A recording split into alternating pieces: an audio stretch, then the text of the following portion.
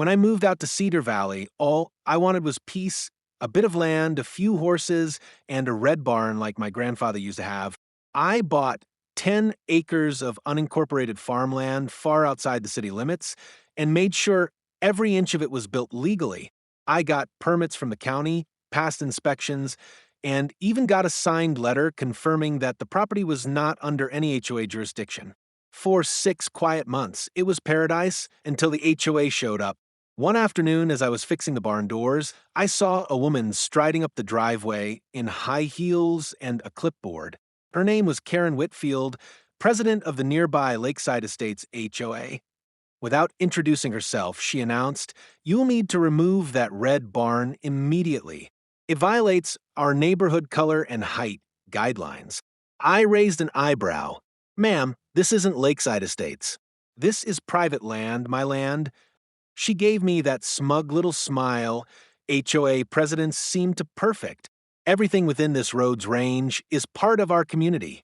If you don't comply, we'll fine you $1,000 a day." I almost laughed. "You can try," I said, "but you're about half a mile outside your community."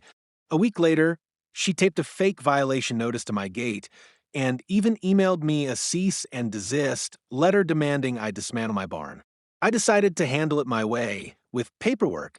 The next morning, I drove to the county office and pulled the official plats, property maps, and my construction permits.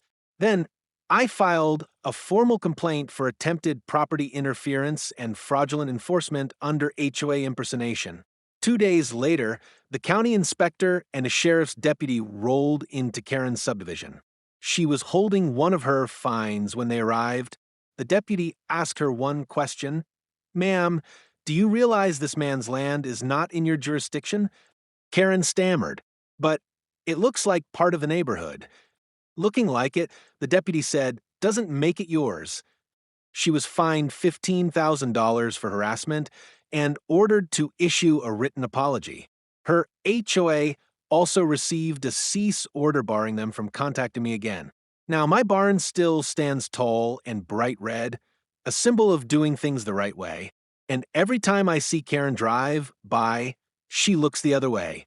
I guess she finally learned. You don't mess with someone who knows the law better than you do.